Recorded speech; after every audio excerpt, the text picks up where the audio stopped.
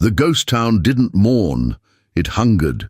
Frozen wind cut through the abandoned buildings like a knife, stirring dust devils that danced over weathered boards and broken glass. At the forgotten crossroads where dead-end trails met, a young woman lay crumpled against a hitching post, her breath forming weak clouds in the bitter cold, her once fine dress now torn and stained with her own blood. Her name was Eliza Thorne, and by any reasonable measure, she should have been dead already. But something fierce and unyielding in her refused to surrender. Her delicate fingers, blue from cold, still clutched the locket her mother had pressed into her palm before their journey west. Inside, a faded portrait and 3 strands of hair, all that remained of the family she'd lost to fever 2 weeks. Into their wagon train's journey, she tried to whisper her father's favorite psalm about walking through the valley of shadow, but her cracked lips formed only fragments, the words scattered by the merciless wind. Before we jump back in, tell us where you're tuning in from, and if this story touches you, make sure you're subscribed, because tomorrow I've saved something extra special for you. Just hours earlier, she'd been seated beside the wagon master's son as they led the rear of the caravan. James Harker had been kind to her after her family died. Too kind, the others whispered. A woman traveling alone wasn't decent, they said. When the widow Carson offered to take Eliza in as help with her 5 children, it seemed a blessing. But the widow watched Eliza with hawk-like suspicion whenever James approached, and the whispers grew louder. Unnatural, the widow called her one evening, a girl with no proper mourning and those strange eyes. Eliza's eyes, one blue, one green, had always marked her as different back east. Out here, difference became dangerous. When supplies ran low and tensions mounted, the missing medical kit was discovered beneath Eliza's bedroll. She hadn't put it there, would never have stolen what might save a life. But the wagon master's face had gone hard as granite when his son tried to defend her. "Theft from a wagon train is death out here," he'd said. But they wouldn't soil their hands with her blood. Instead, they'd leave judgment to the elements. They'd dropped her at the abandoned mining town as the first snow began to fall. "An empty town for an empty soul," the widow had said with cold satisfaction. They'd left her 1 blanket and a day's water, no weapon, no fire starter, not even the dignity of a quick bullet. Just the promise that they'd tell anyone who asked that she'd chosen to stay behind, lured by ghost stories of hidden gold. Time blurred as the temperature dropped. Night had fallen hours ago, bringing with it a bone-deep cold that first burned, then numbed. She no longer felt her feet or hands. The world had narrowed to the weak lamplight she'd managed to kindle from the last of her matches and a half-empty bottle of medicinal alcohol she'd found in an abandoned saloon. The flame wouldn't last through the night, and neither would she. "Please," she whispered to whatever spirits might listen, "I don't want to die alone." Her words hung in the frigid air, crystallizing like delicate frost. And then, hoofbeats, slow, deliberate, approaching through the darkness beyond her feeble circle of light. Not the hurried rhythm of a cavalry patrol or the eager pace of returning settlers.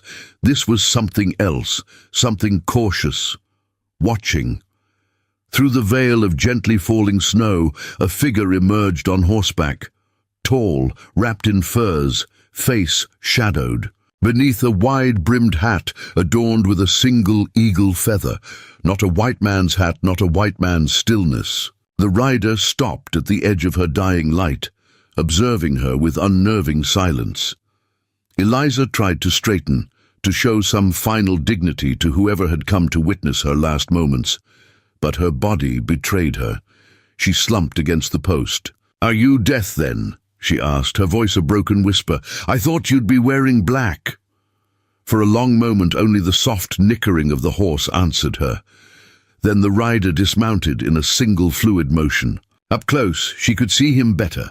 A Lakota warrior, his long hair braided with small tokens, his face weathered by sun and wind, eyes sharp as obsidian, not young but not old. a man who had seen enough winters to know caution, marked by scars, that spoke of battles survived. He approached slowly, one hand visible, the other near the knife at his belt. His moccasins made no sound on the snow-dusted ground. Eliza felt no fear. She was already dying after all. What more could be done to her? "The whites left you," he said, his English accented but clear. Not a question, but an observation. She managed a weak nod. "They think I'm a thief." Her laugh turned into a cough that tasted of copper. "Apparently even thieves deserve last rites, though. Did they send you to make sure I died properly, Christian?" Something flickered across his stoic features. Surprise, perhaps, or the ghost of amusement. Without answering, he knelt beside her, reaching slowly toward her face.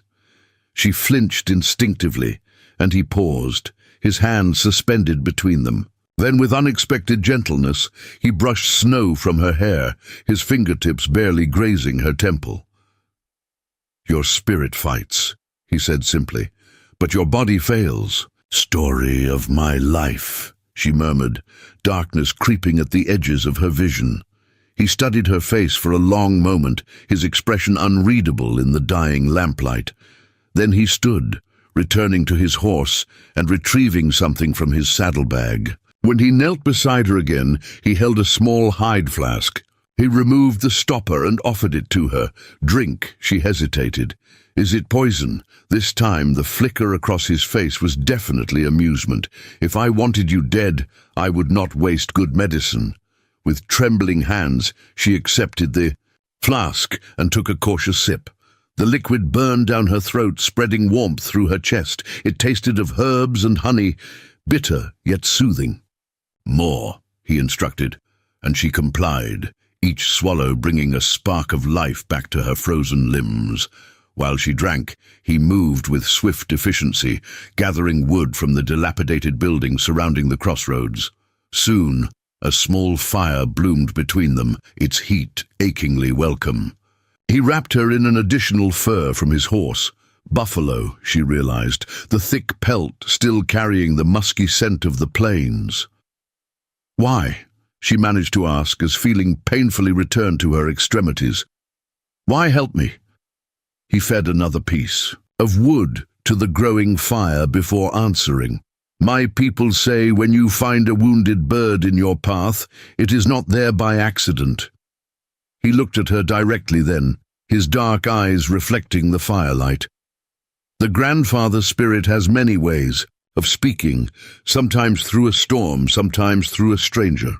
I'm no message from any god," she said bitterly, "just a girl no one wanted around." He shrugged, the gesture somehow both dismissive and profound. "That is not for you to decide." As the fire's warmth penetrated her frozen body, exhaustion overtook her. Her eyes grew heavy, her thoughts scattered. The last thing she remembered was the Lakota warrior's quiet, steady presence across the flames, and his voice, low and rhythmic, singing something in his own language, a prayer, perhaps, or a story. Then darkness claimed her.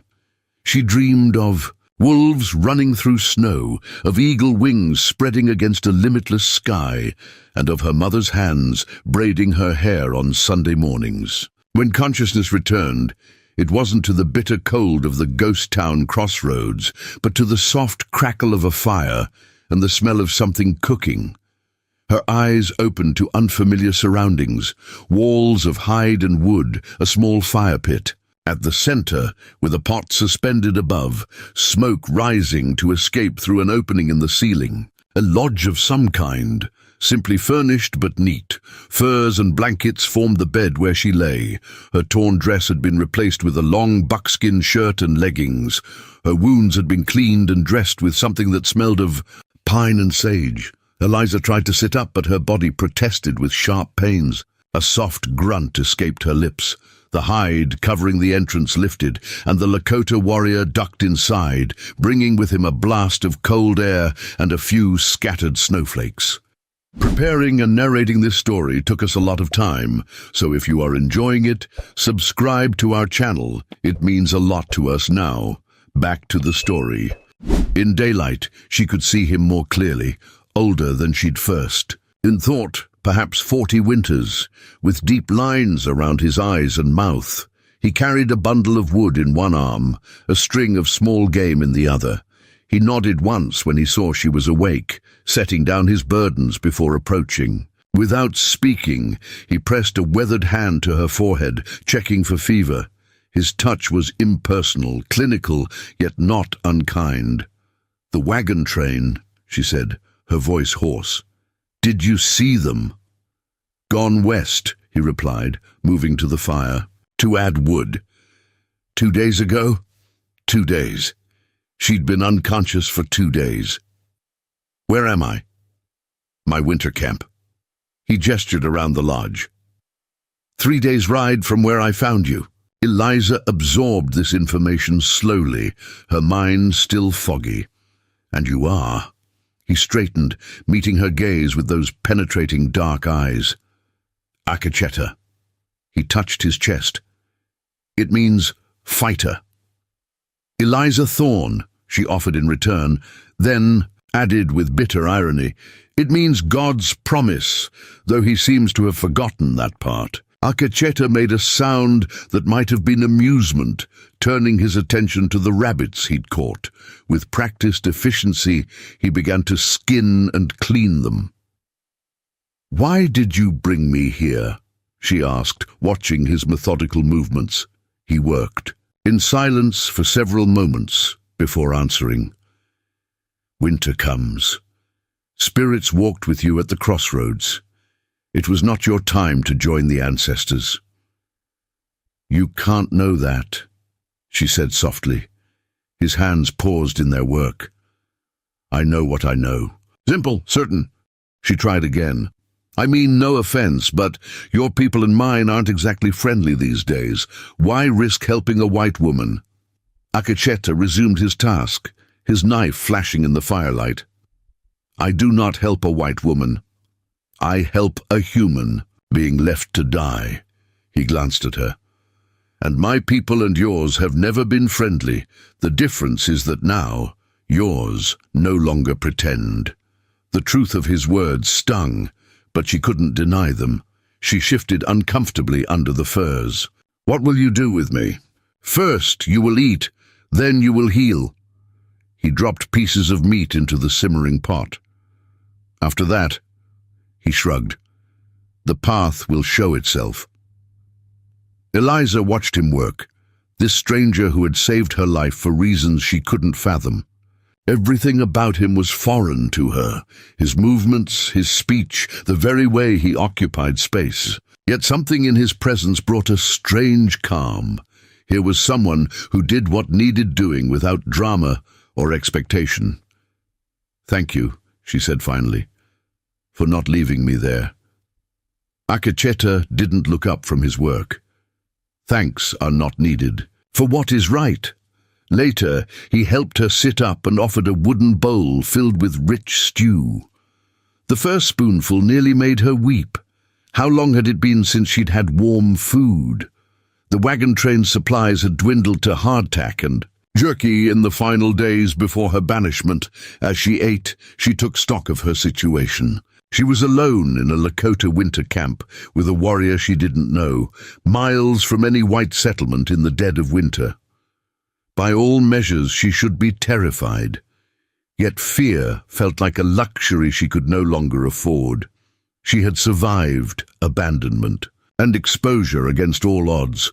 Whatever came next couldn't be worse than what she'd already endured. "Your eyes," Akacheta said suddenly, breaking the comfortable silence. "One sky, one forest." Self-consciously, Eliza lowered her gaze. Her mismatched eyes had always drawn unwanted attention. "My father called it a mark of destiny," she said quietly. "My mother said it was God's mistake." "Not mistake," he countered. "Power. Among my people, such marks are signs of special sight, the ability to see what others cannot." She looked up, surprised.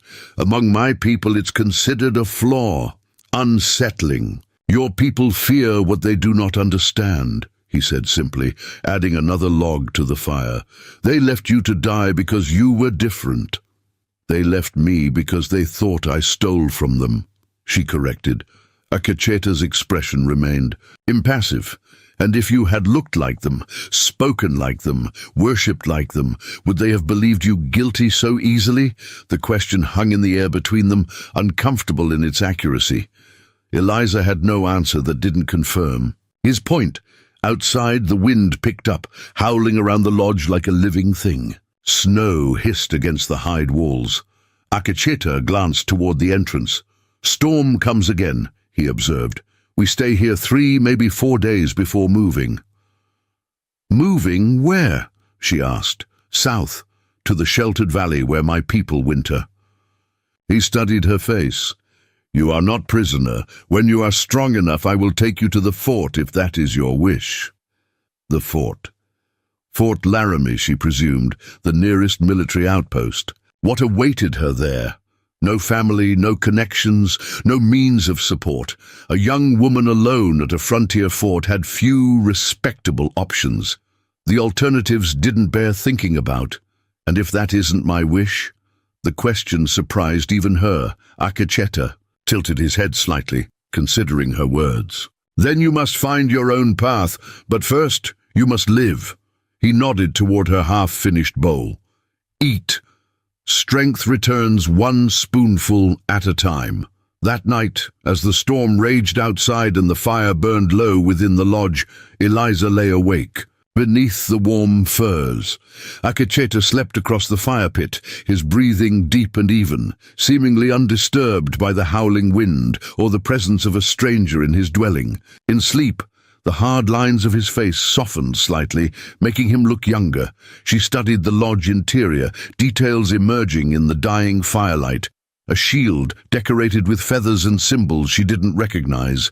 A bow and quiver of arrows, hanging from one of the supporting poles. Small pouches of what she assumed were medicines or sacred objects. Everything neat, purposeful, without excess. This man lived with intention, she realized. Nothing wasted, nothing without meaning. So different from the chaos and waste of the wagon train, where even as supplies dwindled, people hoarded and hid, their share from others. Outside, something moved past the lodge, an animal perhaps, seeking shelter from the storm. Akacheta's eyes opened instantly, alert and focused. He listened for a moment, then relaxed when no further sounds came. Sleep, he said quietly, noticing her watching him. Tomorrow, you begin to heal. How can you be sure? She whispered. His eyes reflected the ember's glow. Because you must. Simple, as if survival were merely a decision to be made, a path to be chosen. Perhaps, Eliza thought as exhaustion finally pulled her toward sleep. For him it was exactly that. And perhaps, if she were brave enough, it could be that way for her too. Morning came with unforgiving clarity. Sunlight filtered through the smoke hole of the lodge, illuminating dust motes dancing in its beam. Eliza woke to the scent of pine, and something unfamiliar, a tea brewing over the rekindled fire. Akacheta sat cross-legged beside it, grinding something in a small stone mortar. His movements were precise, almost meditative, his focus absolute. For several minutes, she simply watched him work, reluctant to break the peaceful silence. His hands, she noticed, were a contradiction, powerful enough to break bone, yet moving with the delicate precision of an artist. He added the ground mixture to the steaming pot, stirring it 3 times clockwise before setting the wooden spoon. Aside, "You're awake," he said without looking up. "Good, medicine is ready." Eliza pushed herself to a sitting position, wincing at the stiffness in her limbs. The events of the previous days rushed back. The accusations, the abandonment, the ghostly crossroads. She examined her hands, still bearing the marks of frostbite, but no longer the angry red of impending death. "What is it?" she asked, eyeing the pot dubiously. "Pine bark, willow, echinacea, wild rose." He dipped a wooden cup into the mixture. "For fever, pain, strength." He offered it to her. "Not pleasant, but necessary. She accepted the cup, the warmth. Welcome against her palms. The brew smelled bitter and earthy. Meeting his steady gaze, she took a cautious sip, fighting the urge to grimace as the astringent liquid washed over her tongue. All of it, he instructed, watching her with the impassive patience of a man accustomed to being obeyed.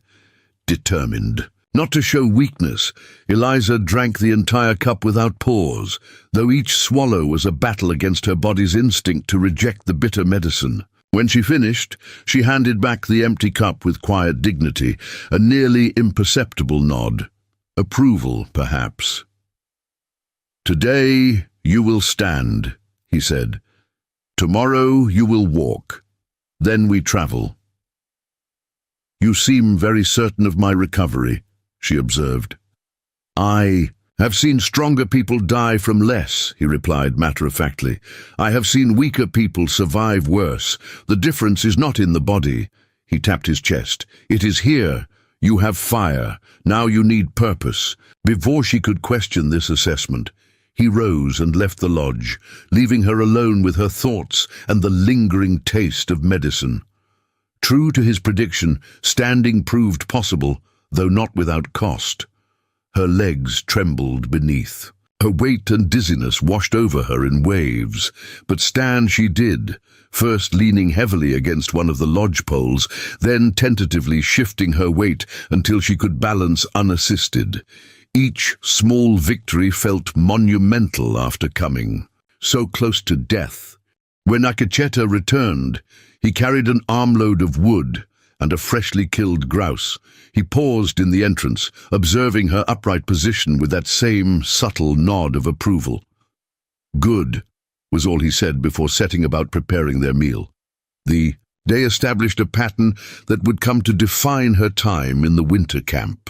Akecheta would leave at dawn to hunt or check his traps, returning midday with game or useful items gathered from the land. He spoke little, but every word seemed deliberately chosen. He never asked about her past or the circumstances that led to her abandonment, focusing instead on the immediate needs of survival. In his absence, Eliza forced herself to move, to rebuild her strength through small, painful victories. First standing, then walking the perimeter of the lodge, then venturing outside into the brilliant winter sunshine where the snow reflected light so intensely it hurt her eyes. The camp itself was small and practical, just the main lodge, a lean-to, shelter where Akecheta had stored firewood and smoked meat, and a corral fashioned from branches where his horse and one other stood huddled against the cold. No other people, no other dwellings. It was a solitary winter camp, she realized, not a tribal gathering. When he returned that afternoon, she was outside attempting to gather wood from the pile to contribute to their needs. He watched her for a moment, his expression unreadable, then silently took the bundle from her arms. "Not yet," he said simply. "Inside." That evening, as they ate a stew made from grouse and wild onions, she finally gathered the courage to ask what had been troubling her since she realized the isolation of their situation. "Where is your family? Your tribe?" She hesitated, aware of her ignorance. "Shouldn't you be with them for winter?" Akecheta continued eating, his gaze fixed on the fire. For so long that she thought he might not answer, then, "My wife returned to the spirit world 6 winters ago. Coughing sickness brought by traders." His voice remained level, but something in his posture tightened. "My son died 2 summers later. Arrow from the Pawnee during a horse raid." "I'm sorry," she said quietly, the words feeling hopelessly inadequate. He set his empty bowl aside. "The band winters 20 miles south. I join them when the snow begins to melt. Until then, I hunt alone." "You choose solitude," she observed. "I choose my own company," he corrected, a subtle but important distinction. In grief, many warriors seek death in battle. I sought wisdom in silence. Eliza considered this. Among her people, a grieving widow was expected to wear black, attend church, and eventually remarry, A man who isolated himself after loss would be considered unstable, possibly dangerous. Yet there was nothing unstable about Akecheta. His pain had been channeled into something else, not forgotten but transformed. "And did you find it?" she asked. The wisdom, a ghost of a smile, touched his lips. "I found that wisdom is not something you discover like a hidden spring. It is something you practice, like drawing a bow." He gestured toward the medicine bags, hanging from one of the lodge poles.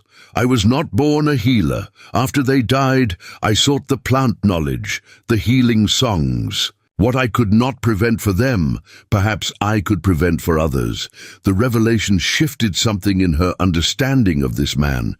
Not just a warrior who happened upon her by chance, but a healer who had transformed his own wounds into a means of mending others.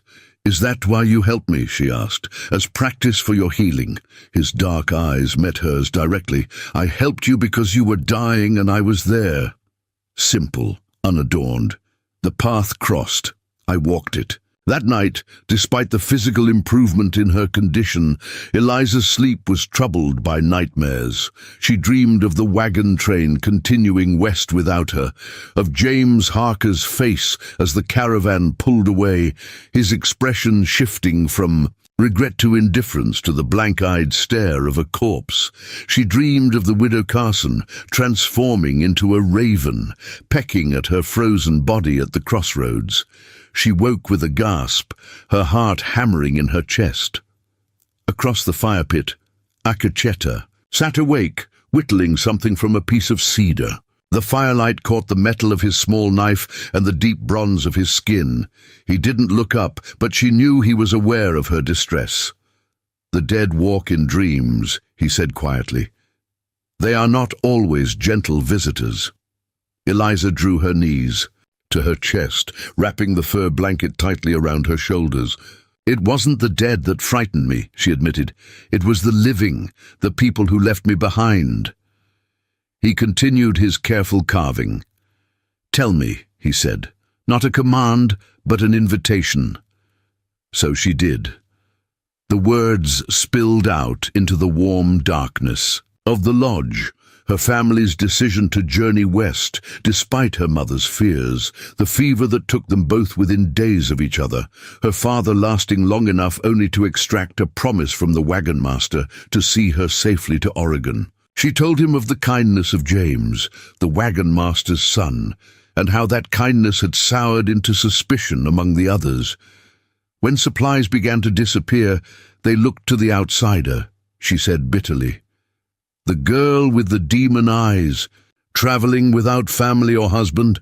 When they found the medical kit beneath my bedroll, it didn't matter that I denied taking it. They'd already decided I was guilty.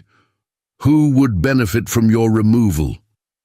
Akecheta asked, his hands never pausing in their work. Eliza blinked, caught off guard by the question. What do you mean? Among my people, when someone is accused, we ask who gains from the accusation. His knife flicked away another small curl. Of wood. Follow the benefit, find the truth. She considered this, turning over the events in her mind with new perspective. The widow Carson, she said slowly. She didn't like how James spoke to me, and her eldest daughter. The realization dawned with sickening clarity. She wanted him for her daughter. Akecheta nodded once, as if she'd merely confirmed what he already suspected. People rarely hate without reason. Either fear or desire usually hides beneath. The insight was startlingly perceptive from a man whose culture was dismissed as primitive by her own people. She watched him work for several minutes, his strong hands coaxing form from the raw wood with patience and vision. "What are you making?" she asked finally. He held it up, a small animal taking shape, a fox perhaps, or a coyote. "A guide," he said cryptically. Then, noticing her confusion, "In my tradition, each person has animal helpers for their journey. Some come in dreams, some in waking life." He turned the carving to examine it from another angle. Coyote is a trickster, but also a teacher. He survives because he adapts. And you think I need that guidance? I think we all do. He set the unfinished carving aside. Sleep now. Tomorrow you will need strength. The next day brought increased activity. Akecheta spent the morning packing provisions and checking his equipment. He presented Eliza with clothing better suited to travel, fur-lined moccasins, thick leggings, and a heavy buffalo robe to wear over her buckskin dress. Each item had clearly been made for someone else, the stitching finer than his weathered hands seemed capable of. "These were your wife's," she said, not a question but a realization. The knowledge made her hesitate. "I can't take these. She has no need of them now," he said pragmatically. "You do. She would approve." "What was her name?" Eliza asked softly. He paused in his preparations, a shadow crossing his features. "Wichapi," he said finally. "It means star." "It's beautiful," she offered. His expression softened almost imperceptibly. She was. With that, he returned to his preparations. The moment of vulnerability passed, but not forgotten. Eliza donned the offered clothing, finding it nearly a perfect fit. The craftsmanship was exquisite, tiny beadwork along the edges, practical yet beautiful. She felt a strange connection to this unknown woman, this Wichapi who had once sat by. This same fire, crafting beauty in the midst of hardship. By midday they were ready to travel. Akecheta had packed his few possessions onto the second horse, an older mare with a gentle disposition. He helped Eliza mount, adjusting the stirrups with practiced efficiency. "Can you ride?" he asked, looking up at her. "My father taught me," she confirmed, gathering the simple leather reins. "Though it's been some time." He nodded, mounting his own horse, a muscular pinto stallion that danced with barely contained energy. "We ride south, 4 hours today, rest at night, continue tomorrow." "To your people's winter camp?" A brief hesitation. "First to another place, a safer place." The answer raised more questions than it answered. But Eliza had learned that Akecheta revealed information when necessary, not before. She adjusted her seat in the unfamiliar saddle and nodded her readiness. They left the winter camp without ceremony. Akecheta did not look back at the lodge that had sheltered them, nor did he speak any words of farewell to the place. His focus remained entirely forward on the path ahead and the journey to come. The ride proved more challenging than Eliza had anticipated. Though her strength had begun to return, her body was still recovering from its ordeal. The winter landscape was breathtaking but unforgiving, endless white plains broken by stands of skeletal trees and rocky outcroppings. Wind cut across the open spaces, finding every gap in her clothing, despite the quality of Wichapi's garments. Akecheta set a deliberate pace, neither hurried nor lazy. Every hour or so he would stop, allowing the horses to rest and checking on her condition with a glance that assessed more than it asked. He offered her pemmican from a small pouch, a dense mixture of dried meat, fat and berries that sustained without requiring a fire or preparation. "Chew slowly," he instructed. "Let it soften. It will give strength."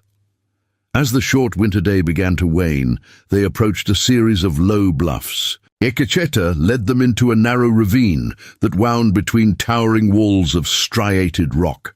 The path was barely visible, covered by snowdrifts and shadowed by the high walls on either side. If one didn't know it was there, Eliza realized, they would never find it. The ravine opened suddenly into a small, sheltered valley. Protected on 3 sides by the bluffs, it captured the last rays of the setting sun. A small creek, miraculously unfrozen, bubbled along one edge. Most surprisingly, a structure stood near the base of the western wall, not a Lakota lodge, but a small cabin built of logs and stone. "What is this place?" Eliza asked, unable to hide her astonishment. Akecheta dismounted, coming to help her. Down from her horse, her legs nearly buckled as they touched the ground, stiff from the long ride. "A place between worlds," he answered cryptically. steadying her with a strong hand on her elbow. He led the horses to a lean-to shelter built against the cabin's side, unsaddling them with practiced efficiency before leading Eliza to the cabin. A door. He opened it without hesitation, as if he belonged there. Inside was a single room, simply furnished but unmistakably a blend of two worlds. A stone fireplace dominated one wall. A bed with a frame of peeled logs stood in one corner, covered with both homespun blankets and animal furs, a table and two chairs. Shelves holding a curious mixture of objects, pottery vessels, books, dried herbs hanging in bundles, a wooden cross leaning against a medicine wheel. "Whose home is this?" she asked, bewildered by the unexpected discovery. Akecheta knelt at the fireplace, arranging kindling with practiced hands. "It belonged to a Jesuit priest, Father Marshal. He came to convert my people." A flint sparked in his hands, catching the dried grass alight. "Instead, he learned our ways, became something new, neither fully his old self nor fully Lakota. And now," Eliza prompted when he didn't continue, "now he is with the ancestors, 2 winters ago." He blew gently on the growing flame. "The bluecoats came looking for him when he stopped sending letters. They never found this place." He glanced up at her, the firelight casting his features in sharp relief. "Few know it exists. It is safe." As Akecheta prepared their evening meal, Eliza explored the small cabin, running her fingers along the spines of books written in Latin and French, examining the peculiar harmony of objects from disparate worlds coexisting in this hidden valley. A worn Bible lay open on the small desk, passages underlined in faded ink, notes scribbled in the margins in a language she couldn't read. "He translated your stories," she guessed, gesturing to the annotated text. "Your spiritual beliefs." Akecheta nodded, "And we learned his, not to replace our ways, but to understand." He stirred the pot of stew hanging over the fire. He believed the same Great Spirit spoke to all people, but in different languages. "That would be considered heresy by most ministers I've known," Eliza observed. "By most of my people as well," he countered. "That is why this place exists in the Shadowlands, between worlds, where new truths can grow without being trampled." The concept resonated with her in unexpected ways. All her life she had existed in between, not quite fitting the expectations of others, marked by her unusual, Isa's somehow different.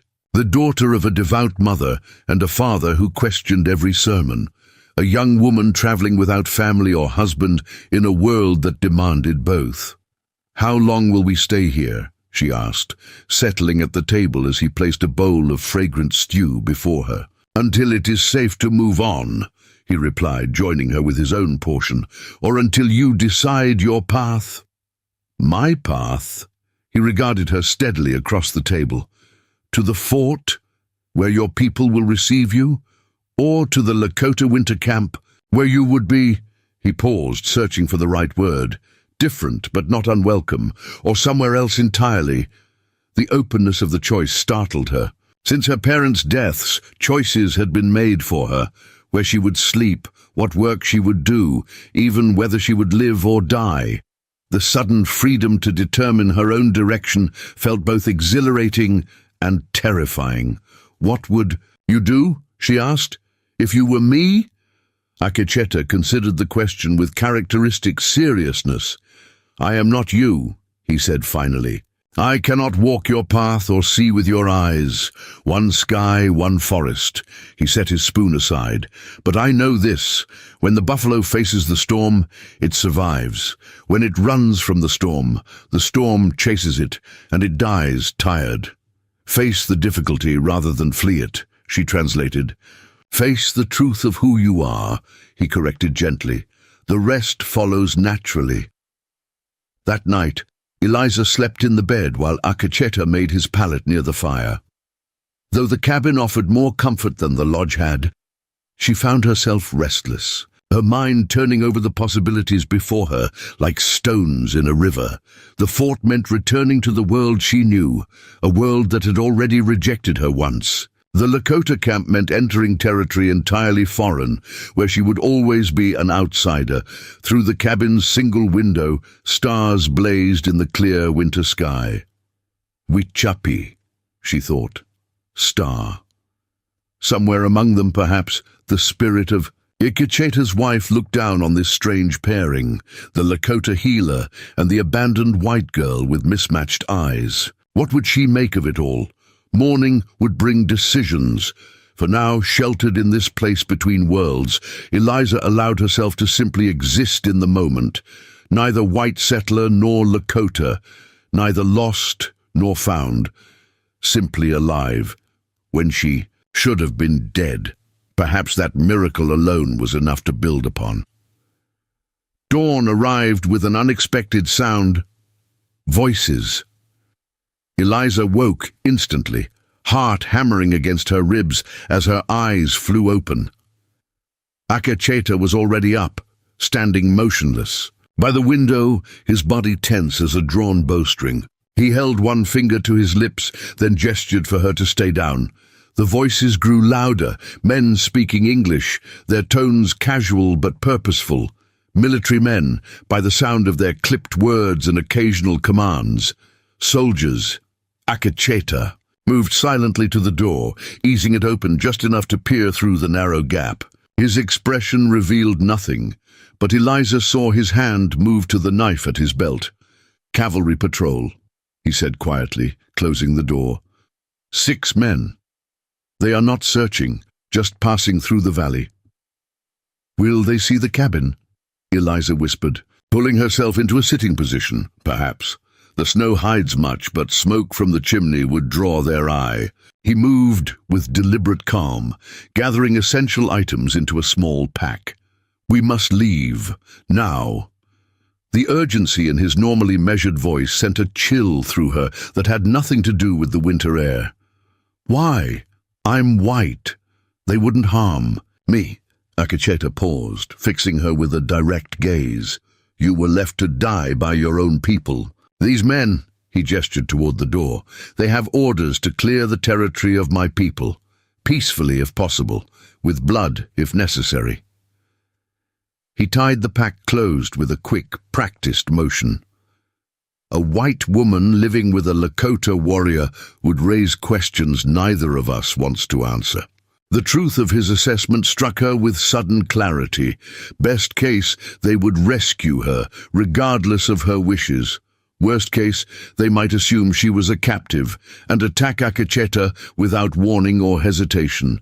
Either way, the fragile sanctuary they had found would shatter. "Where can we go?" she asked, already reaching for her borrowed boots. "There is a place, a cave system in the eastern bluff. We can wait there until they pass." He tossed her the buffalo robe. "Bring only what you need. Leave no trace of yourself." They exited through the rear of the cabin, keeping low and using the lean-to shelter as cover. The horses, thankfully, were already concealed there. Akecheta led them on foot, moving with the fluid grace of a man accustomed to leaving no trail. Eliza followed in his footsteps literally, placing her feet exactly where he had stepped to minimize their tracks. The cave entrance was barely visible, a dark slash in the rock face partially obscured by scrub pine and accumulated snow. Inside, it opened into a passage tall enough to stand in, winding deeper into the earth. The temperature rose noticeably as they progressed, the bitter winter cold giving way to the steady, mild air of the underground. "The earth breathes here," Akecheta explained, leading her around a bend where the passage widened into a modest chamber. Hot springs deeper in the mountain. The old ones knew this place, a sanctuary during the harshest winters. Evidence of previous habitation remained, blackened circles from ancient fires, smooth depressions worn into stone seats, even faded paintings on the walls depicting buffalo, eagles, and human figures engaged in what might have been ceremonial dances. How? Far back do these go? Eliza asked, running her fingers lightly over a red ochre handprint pressed against the stone, perhaps centuries earlier. Before my people came to these lands, he replied. Before yours crossed the great water. He set down his pack, removing a small bundle of sage, which he crushed between his palms. This place remembers many who have sought shelter in troubled times. While Akacheta prepared a small, nearly smokeless fire using dried buffalo dung and sparse kindling, Eliza explored the immediate chamber. Water dripped somewhere in the darkness, a steady, rhythmic sound that seemed to match her heartbeat. The air smelled of minerals and earth, ancient and somehow comforting. "We'll be safe here?" she asked, returning to the small fire. "From the bluecoats, yes." He arranged their few provisions carefully. "From other dangers, that depends." "What other dangers?" His expression remained impassive. "Some of my people believe these caves are inhabited by spirits, the little people, mischievous, sometimes helpful, sometimes not." He glanced around the chamber. "I have never seen them, but I have heard things I cannot explain." The matter-of-fact way he delivered this information sent a shiver down Eliza's spine. Coming from anyone else, such talk would have sounded like superstition. But Akacheta spoke from experience, not fantasy. "What kind of things?" she pressed. "Voices, movement where there should be none." He met her gaze directly. "Once, when I sought shelter here during a blizzard, I fell asleep alone. When I woke, a fire had been built, and fresh meat lay beside it." He shrugged slightly. "Perhaps I built it myself while walking in dreams. Perhaps not." Before Eliza could respond, a sound echoed from the passage they had entered through, the distinct rhythm of horse hooves on stone. Akacheta extinguished their small fire with a handful of dirt, plunging the chamber into near darkness. Only the faint glow of daylight from the passage illuminated their sanctuary. "Stay here," he whispered, drawing his knife. "If I do not return, follow the passage deeper. There is another exit on the far side of the ridge." "Akacheta," she began, but he was already gone, moving through the shadowed passage like a ghost. Left alone in the semi-darkness, Eliza felt the weight of the mountain above her, the press of ancient stone that had witnessed centuries of human struggle. She found herself, holding her breath, straining to hear any sound beyond the steady drip of water. Minutes stretched into what felt like hours. Finally, footsteps approached, the familiar measured tread of Akacheta, not the heavy boots of soldiers. Relief washed over her. "They are gone," he said, emerging from the passage. "Their trail leads west. But we should remain here until nightfall." He rekindled their small fire, the light casting long shadows across the cave walls. In that flickering illumination, the ancient paintings seemed to move, the buffalo running, the dancers swaying in their eternal ceremony. "How did you become separated from your people?" Eliza asked as they shared a modest meal of pemmican and dried berries. "You said you winter alone, but join them in spring. Why not stay with the band year-round?" Akacheta studied the flames for a long moment before answering. "After Wichapi and my son died, I walked a dark path. Anger consumed me." His voice remained steady, but something in his eyes shifted. "I led war parties against those I blamed. First, the traders who brought the sickness, then the settlers who supported them. I took many scalps, earned many coups." His hand moved unconsciously to a series of notches carved into the handle of his knife. "I became someone my wife would not have recognized." Eliza absorbed this revelation, seeing him anew, not just as the healer who had saved her, but as a warrior who had taken lives in grief and rage. "What changed?" she asked quietly. "A vision," he replied simply.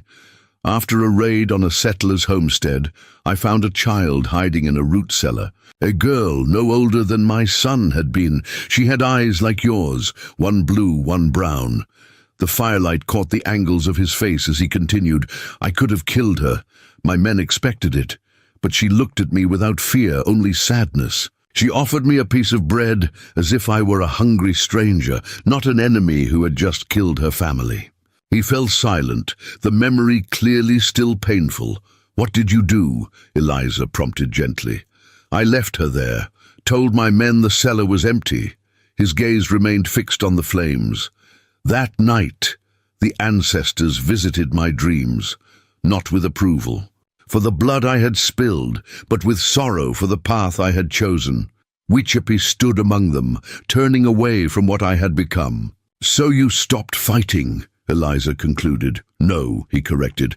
I stopped killing without purpose. I sought the elder healer, asked to learn the medicine ways. The warrior society did not understand. They said grief had made me weak. A ghost of a smile touched his lips. Perhaps it did. Perhaps it also made me strong in new ways. The revelation transformed her understanding of Akecheta, not simply a man who had experienced loss, but one who had traveled through darkness and emerged, changed, neither fully the vengeful warrior nor completely the peaceful healer, but something forged in the crucible of both experiences. Is that why you helped me? She asked. Because of that girl? Because of my eyes? He considered this, head tilted slightly. Perhaps. The ancestors do not always explain their guidance. He added a small piece of fuel to their fire. Or perhaps it is simpler. Perhaps I am tired of watching people die when I have the power to prevent it. As the day progressed, they remained in the cave, conserving their resources and speaking in low voices. Akecheta shared stories of his people, not the simplistic tales Eliza had heard from missionaries about savages, but complex narratives of honor, spiritual journeys, and the delicate balance between human needs and natural harmony. In return, she told him of her life before the westward journey, her father's work as a schoolteacher in Pennsylvania, her mother's dreams of social advancement, her own secret desire to become a physician despite the barriers to women in medicine. That's why the medical kit being found under my bedroll was so ironic, she explained. I'd actually been studying the contents whenever the wagon train's doctor would allow it. He thought my interest unusual, but not improper.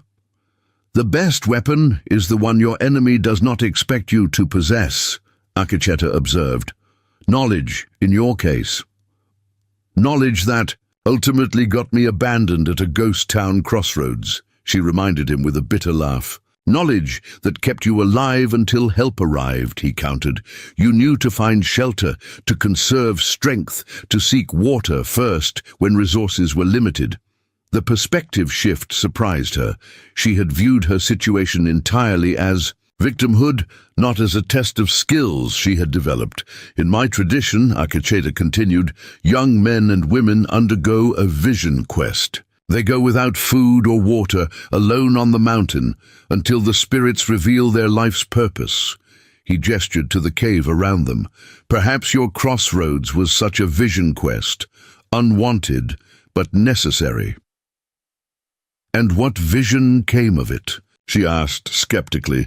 You survived, you are here, he shrugged. The meaning will reveal itself when you are ready to see it. As afternoon faded toward evening, Akecheta declared it safe to leave their sanctuary. The cavalry patrol had long since passed beyond the valley, and no new threats had emerged. They exited the cave into twilight, the western sky painted in spectacular bands of crimson and gold. The cabin remained undisturbed, exactly as they had left it. Inside, Akecheta rekindled the fire while Eliza arranged their few possessions. The domesticity of the scene struck her suddenly. How quickly they had developed routines together, how naturally they moved in each other's space without words or explanation. Two strangers from hostile worlds, yet functioning with unexpected harmony. You're quiet, Akecheta observed as they sat down to a proper meal. I was thinking about choices, she replied, staring into the flames. About paths. And what have you decided? That's just it. I haven't. She looked up at him. A week ago, my only goal was to reach Oregon with the wagon train. Now, she gestured vaguely. Now everything has changed. I have no family waiting, no position secured, just the vague promise of opportunity that drew everyone west. Akacheta listened without interruption, his dark eyes reflecting the firelight. The fort would offer protection, she continued, but little else for a woman. Alone. Your people's camp would be safer than I once believed, but I would always be an outsider. And striking out on my own seems... She hesitated. Frightening, he supplied. Yes, she admitted. But also... possible, he finished for her. His perceptiveness continually surprised her. Yes, she repeated softly. For the first time, it seems possible. Outside, the wind picked up, whistling around the cabin's eaves. Inside, the fire popped and settled, sending sparks up the chimney. The contrast was not lost on Eliza. Chaos and comfort, danger and safety, existing side by side just as they always had. There is another option, Akacheta said after a thoughtful silence. What's that? Stay here, he suggested, in this place between worlds. Father Michel maintained this cabin for years, helping both settlers and Lakota without belonging fully to either. He gestured to the books, the medicines, the curious blend of artifacts surrounding them. You have knowledge of your people's healing. I could teach you ours. The valley provides water, game, protection. The proposal startled her. You would stay too, until spring. Then, as always, I would join my band for the summer hunts. He hesitated, something rare for him. But I would return when the leaves change, as would others who need help. Others? This valley has long been neutral ground, sacred to many peoples. Those who cannot find healing among their own kind sometimes find their way here. His expression grew distant. Outcasts, dreamers, those who see with different eyes. The implication hung in the air between them, that she might find purpose not despite her differences, but because of them. That the very things that had marked her as unsuitable among her own people might become strengths in this liminal space. Before she could respond, a sound caught their attention, distant but distinct. Hoofbeats again, but not the disciplined rhythm of cavalry mounts. These were faster, more urgent. Akacheta was on his feet instantly, moving to the window. "Riders," he said, his voice tight with tension. "Coming up the valley?" "Soldiers returning," Eliza asked, joining him at the window. He shook his head. "No, different approach, less discipline." He squinted into the gathering darkness. 4 riders, civilian clothes. A cold dread settled in Eliza's stomach. The wagon train? Unlikely. They would be far west by now. He reached for his rifle, checking the loading with practiced efficiency. "But perhaps those who know of your abandonment." The riders drew closer, their approach no longer hidden by the terrain. Even in the fading light, details became visible. 4 men, heavily armed, their horses lathered despite the cold. They rode, with purpose, scanning the valley floor as they approached. "They're looking for something," Eliza whispered, "or someone." Recognition dawned as the lead rider came into clearer view. A tall man with a distinctive yellow scarf knotted at his throat. James Harker, the wagon master's son. Behind him rode 3 men she didn't recognize, rougher looking than the wagon train settlers. "I know him," she breathed. "The one in front. He was kind to me. Before." Akacheta's expression revealed nothing, but his posture shifted subtly, from defensive to calculating. "Stay inside," he instructed, "away from the window." "What are you going to do?" "Learn why they have come." He moved to the door with silent precision. Some journeys circle back to their beginning before moving forward. "Akacheta," she called softly as he reached for the door. Be careful. Even kind men can become dangerous when afraid." He nodded once, a gesture of acknowledgement rather than agreement. Then he was gone, slipping into the twilight like a shadow, leaving Eliza alone with questions that multiplied by the second. Why would James track her here? How? Had he found this hidden valley? And most troubling of all, what would happen when these two worlds collided? Through the window, she watched the riders approach the cabin, unaware of the Lakota warrior now moving silently through the gathering darkness to flank them. James Harker raised his hand, bringing the group to a halt about 50 yards from the cabin. Even at this distance, Eliza could see the tension in his posture, the wariness in his scan of the surroundings. "Hello, the cabin," he called, his voice carrying clearly in the still evening air. "I'm looking for Eliza Thorne." The sound of her name spoken aloud sent a jolt through her. After days of existing in a world apart, the intrusion of her former life felt jarring, almost violent.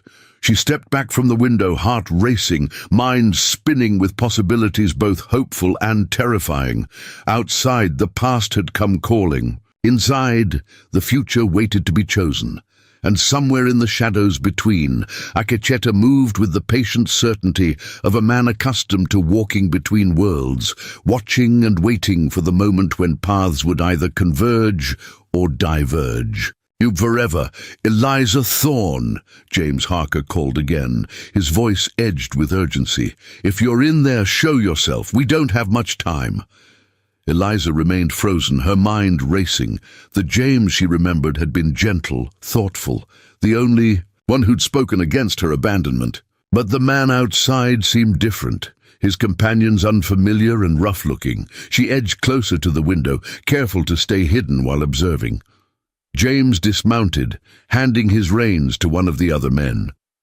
In the deepening twilight, she could make out his features, more haggard than she remembered, a fresh scar across his cheek that hadn't been there when the wagon train left her behind. "We know someone's here," one of the other men called out, gesturing toward the thin wisp of smoke rising from the chimney. "Might as well come out peaceful-like." Movement caught her eye, a shadow detaching itself from the darker shadows beneath the trees. Akecheta, circling behind the riders with the silent precision of a predator. She held her breath, watching him advance undetected. If he chose to attack now, James and his companions would never know what hit them, but Akecheta didn't strike. Instead, he positioned himself strategically, rifle ready but not yet raised, watching, evaluating, waiting for the situation to reveal its true nature. James took another step toward the cabin. "Eliza, please, if you're alive, if you're in there, it's not safe out here." His voice dropped, becoming almost plaintive. "I came back for you. I know what my father and the others did was wrong." Something in his tone gave her pause. Genuine fear, not for himself, but for her. Before she could reconsider, Eliza moved to the cabin door and opened it just enough to be seen in the gap. "James," she acknowledged, keeping her voice steady despite her pounding heart. Relief washed visibly over his features. "Thank God," he breathed. "You're alive." "No thanks to your father," she replied, not moving from the doorway. "Or the widow." "Carson," James's expression hardened. "I know. That's why I'm here." He took another step forward. "May I approach? There's much to explain, and little time." Eliza hesitated, then nodded once. "Just you. Your friends stay where they are." He turned, signaling the others to remain with the horses. One of them, a burly man with a beard that obscured most of his face, spat into the snow and muttered something Eliza couldn't hear. James ignored him, approaching the cabin with his hands deliberately visible. When he reached the door, Eliza could see the exhaustion etched in his face, the dried blood on his collar. "What happened to your cheek?" she asked. His hand rose unconsciously to the wound. "My father, when I told him I was going back for you," the admission startled her. "You left the wagon train." "Deserted it," he corrected grimly, "along with these men, trappers I hired in the last settlement." His eyes darted past her, scanning the cabin interior. "Are you alone?" Before she could answer, a quiet voice spoke from behind him. "She is not." James whirled around, hand instinctively, reaching for his pistol before freezing at the sight of Akecheta standing just 10 feet away, rifle held casually but unmistakably ready. "Easy," Eliza cautioned, stepping outside to position herself between them. "He saved my life. He's a friend." James stared at Akecheta, clearly reassessing the situation. "A Lakota," he said quietly, his hand moving slowly away from his weapon. "A healer," Eliza corrected, "and a warrior. I'd be dead without him." Something unspoken passed between the two men, a moment of recognition perhaps, or evaluation. Then Akecheta lowered his rifle slightly, a minimal gesture but significant. "Why have you come?" he asked, his deep voice cutting through the tension. James turned his attention back to Eliza. "To warn you, both of you apparently." He glanced nervously at the trappers waiting with the horses. "The wagon train was attacked 3 days west of here. Blackfoot raiding party. They killed 4, including the widow Carson." A chill that had nothing to do with the winter air ran down Eliza's spine. "And the medical supplies that were supposedly stolen?" she asked, already suspecting the answer. "Found in the widow's personal chest," James confirmed bitterly, "along with other items reported missing over the past months. My father didn't want to admit she'd played him for a fool, so he broke off, the muscle in his jaw working. Well, that hardly matters now." "Why does any of this concern us?" Akecheta asked, his tone revealing nothing of his thoughts. James sighed heavily. "Because the survivors needed someone to blame. The Blackfoot took scalps, but left most of the bodies intact. Someone remembered stories of a savage who'd been seen watching our camp weeks earlier. Lakota, not Blackfoot," Akecheta observed dispassionately. "To them, there's no difference," James replied. "Just Indians causing trouble. They're organizing a war party with soldiers from the fort. They plan to sweep these hills, kill any natives they find." His eyes locked with Eliza's. "And they know you were left behind. If they find you alive with him—" He didn't need to finish. The implications were clear. At best, Akecheta would be executed as a murderer and kidnapper. At worst, they would both be killed to protect the lie. "How did you find us?" Akecheta asked, the question sharp with suspicion. James hesitated. "The priest, Father Marshal. Before he died, he helped a trapper with frostbite. Man never forgot the hidden valley that saved his life." Akecheta's expression darkened. "The sacred places are never as hidden as we wish." "How long do we have?" Eliza asked, the practicalities suddenly overwhelming the shock. 2 days. Maybe 3, James replied. The snow slowed them down. "But they're coming with dogs and trackers." He glanced at the darkening sky. "We need to go tonight. I know a route south that will get us past the fort's patrol lines." "Us?" Eliza questioned. For the first time, uncertainty flickered across James's face. "I had hoped. That is, I came to take you somewhere safe. A trading post run by a Frenchman and his crow wife. No questions asked about who you are or where you came from." The offer hung in the cold air between them, a chance to return to some version of her former world, with someone who had risked everything to find her. Eliza looked from James to Akecheta, feeling the weight of the moment pressing down upon her. "I need a moment," she said finally. "Please." James nodded, retreating a few steps to give her space. Akecheta remained where he was, silent and watchful as the night deepened around them. Inside the cabin, Eliza quickly gathered essential supplies: food, medicines, an extra knife from Father Michel's collection. Her mind raced with possibilities and dangers. She had just begun to imagine a future here, in this place between worlds. Now, even that tenuous sanctuary was threatened. When she emerged, both men stood exactly where she'd left them, each seemingly prepared to wait all night if necessary. The tableau struck her suddenly as symbolic. Two worlds, two paths, both waiting for her decision. "We can't stay here," she said, the practicality of survival overriding all other considerations. "If what James says is true, they'll find this place eventually." Akecheta nodded once, accepting the reality without emotion. "The winter camp of my people lies 4 days south. The Frenchman's trading post, perhaps 6 days west. You would come with us?" James asked, surprise evident in his voice.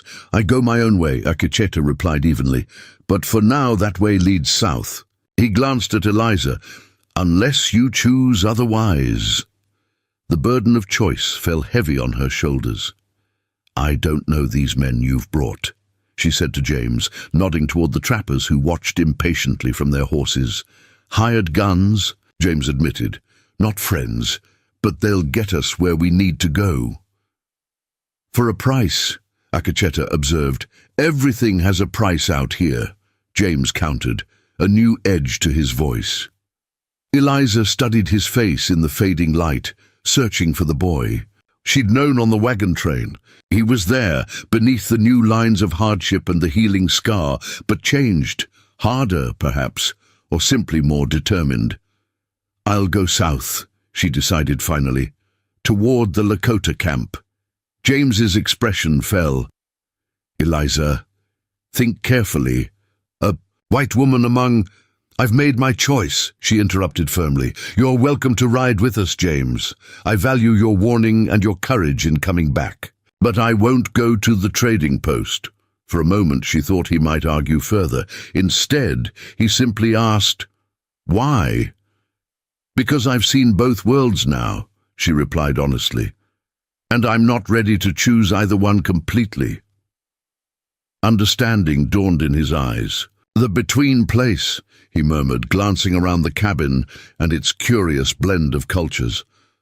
"Father Marshal used to speak of it." "You knew him?" Eliza asked, surprised. A sad smile touched James's lips. "He baptized me.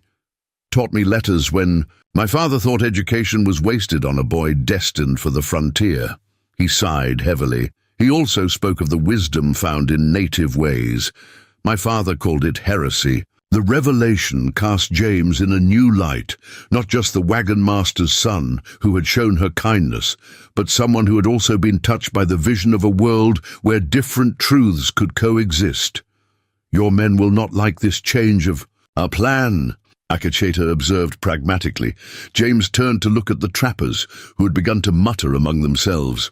"No, they won't," he agreed. "They were promised payment at the trading post. Then go with them," Eliza suggested. "Complete your obligation. We'll find our own way south." "And leave you again?" James shook his head vehemently. "No, not a second time."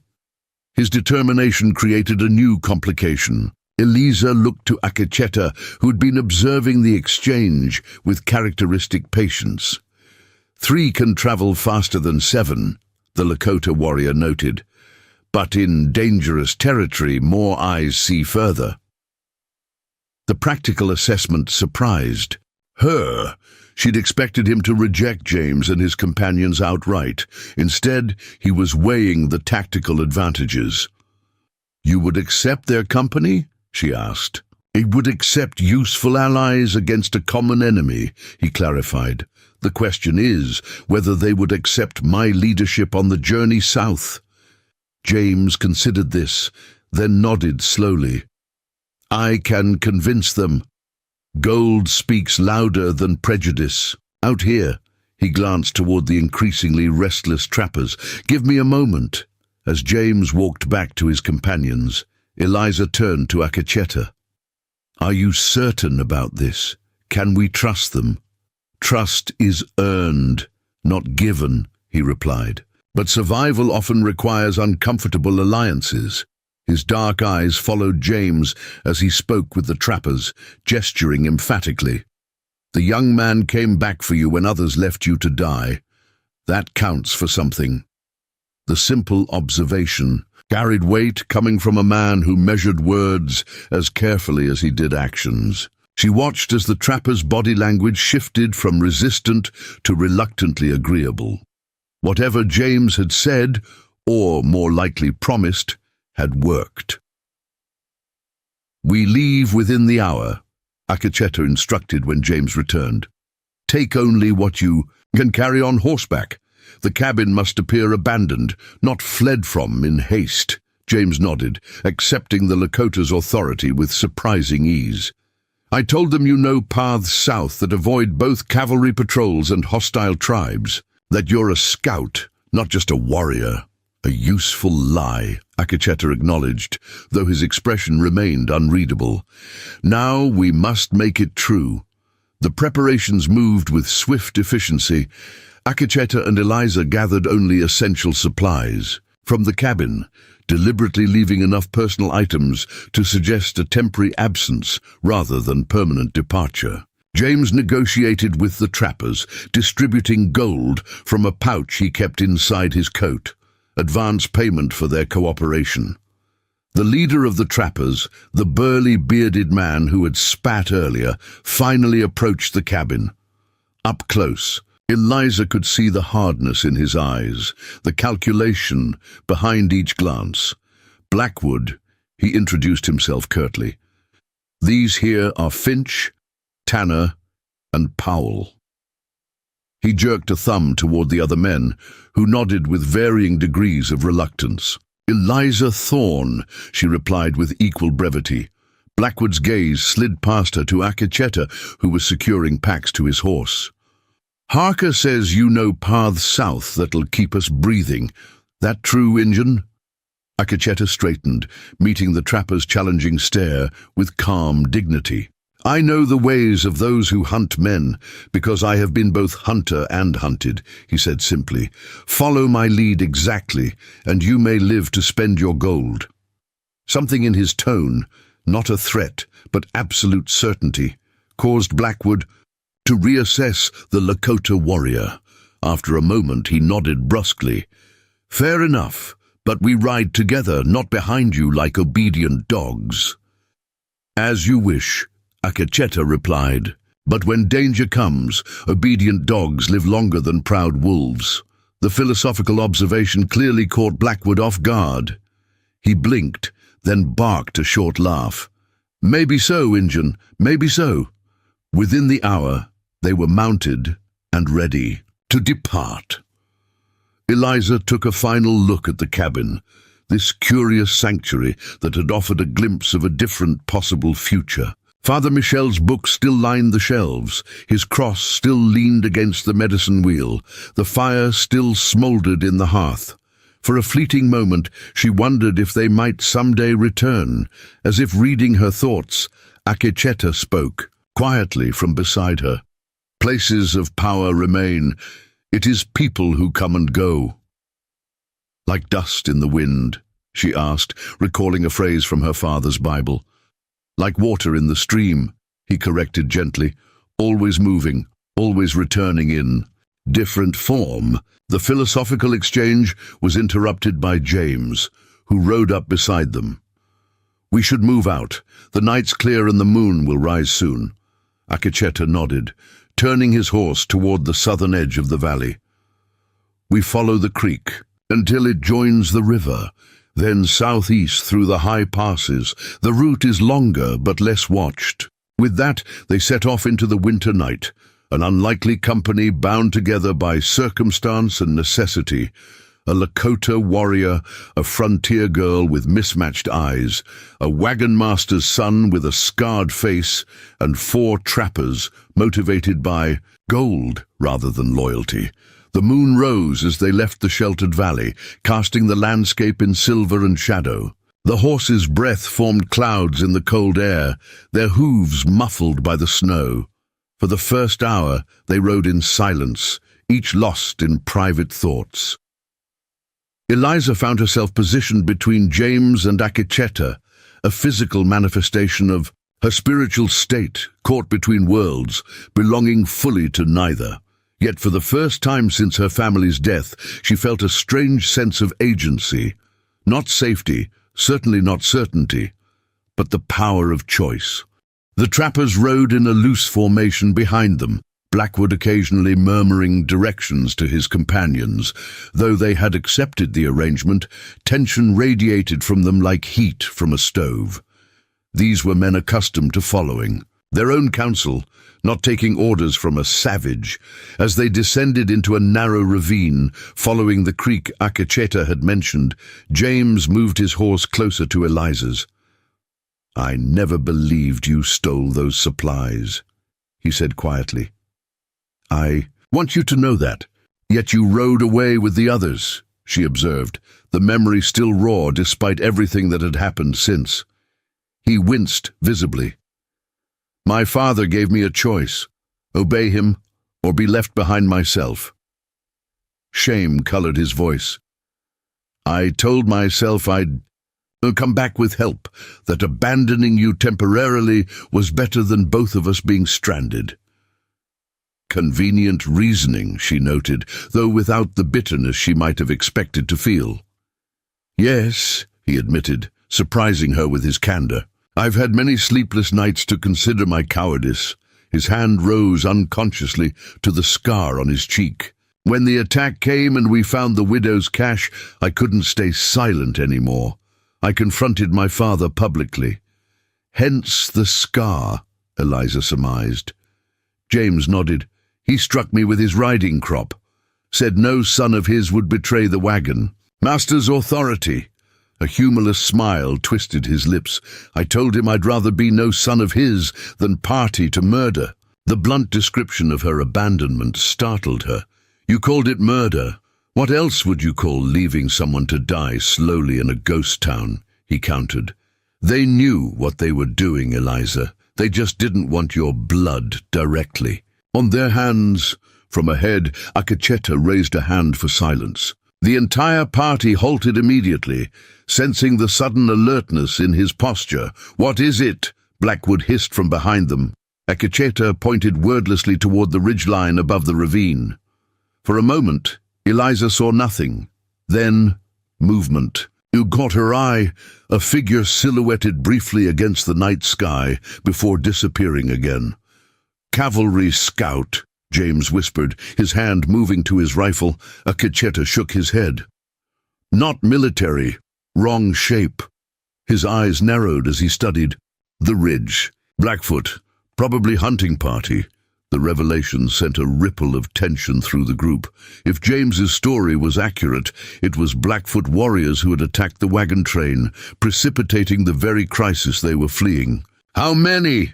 Blackwood demanded, suddenly all business. "3, maybe 4, Akacheta replied. "They have the high ground, which means they've already seen our track in the snow." "Can we outrun them?" Eliza asked. The Lakota warrior considered their options with methodical calm. "Not with tired horses and deep snow. Better to find defensible position and make them reconsider the value of pursuit." James pointed to a cluster of boulders jutting from the ravine wall about 100 yards ahead. "There, natural barricade with clear lines of sight." Akacheta nodded approval. "Move slowly, no sudden movements to trigger chase response." As they urged their horses forward at a deliberate walk, Eliza felt eyes upon them, watching, calculating, assessing the potential value of an attack versus its risk. The sensation prickled along her spine, raising the hair on the back of her neck. "They're flanking us, Powell," the youngest of the trappers murmured nervously. "Let them," Akacheta countered. "When a wolf circles, it is often looking for weakness, not immediate attack." The calm confidence in his assessment steadied the group. They reached the boulder formation without incident, quickly dismounting and securing the horses in the protected space behind the largest rocks.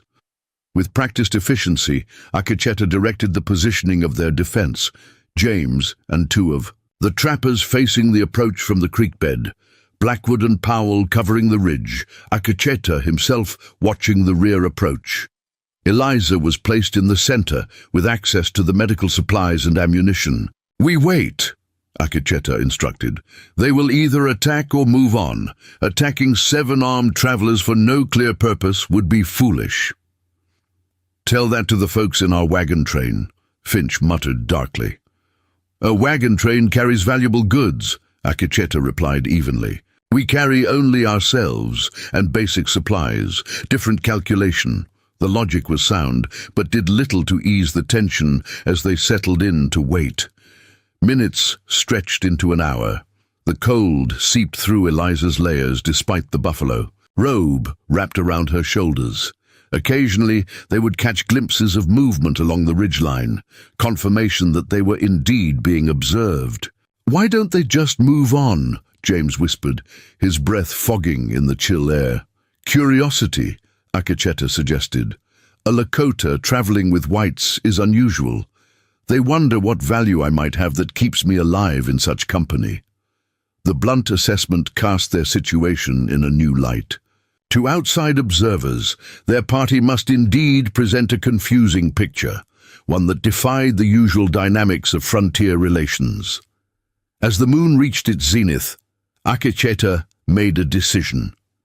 Rising to his full height, he stepped out from behind the protective boulders and called out in a language Eliza didn't recognize, his voice strong and clear in the night air. "What's he doing?" Blackwood hissed, raising his rifle. Parleying, James replied, placing a restraining hand on the trapper's arm. "Wait." After a tense moment, a voice responded from the darkness. A brief exchange followed, with Akecheta gesturing toward their group several times. Finally, he turned back to them. "They will allow us to pass," he announced. "I have convinced them we are not worth the trouble." "Just like that?" Powell asked skeptically. "I told them we are pursued by bluecoats," Akecheta explained. "That we share a common enemy. It is not friendship, but it is enough for tonight." The revelation of this diplomatic solution impressed Eliza more than any show of force could have. Once again, Akecheta had demonstrated a depth of understanding that transcended the simplistic narratives of savage and civilized she had been raised with. They remounted carefully, continuing their journey south with renewed awareness of the complex landscape they traversed, not just physically, but politically and culturally as well. The Blackfoot shadows melted away, honoring the tenuous truce Akecheta had negotiated. As they rode, Eliza found herself wondering what other assumptions about this frontier might prove equally shallow under scrutiny.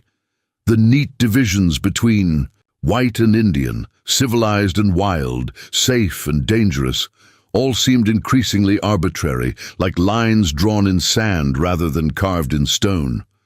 They made camp just before dawn in a sheltered copse of pines, far enough from their previous position to feel secure, but not so far as to exhaust their horses. As Akecheta and James conferred over their route for the following night, Eliza sat apart, watching the first pale light of morning transform the eastern horizon. Blackwood settled nearby, offering her a sip from a flask of whiskey which she politely declined. The trapper studied her with undisguised curiosity. "Never seen eyes like yours before," he commented. "One blue, one green. That's some kind of omen where you come from?" "Some thought so," she replied neutrally. He took another pull from his flask. "Way I see it, we're all marked somehow out here. Some just show it more than others." He gestured toward James and his facial scar, then to Akecheta's braids adorned with coup markers. "Frontier writes itself on your skin, one way or another." The observation, unexpectedly philosophical from the gruff trapper, lingered in Eliza's mind as exhaustion finally claimed her.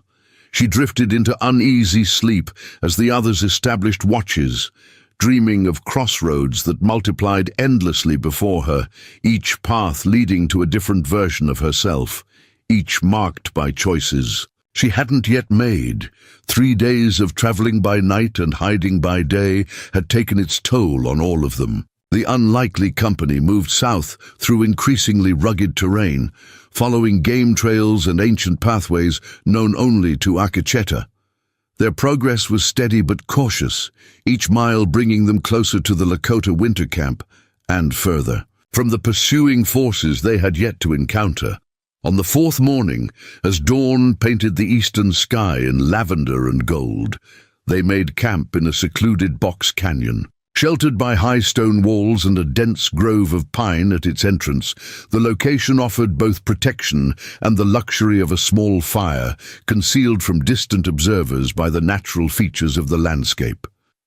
Eliza sat near the flames, grateful for their warmth as she inventoried their dwindling medical supplies. The past days had hardened her in ways she hadn't anticipated.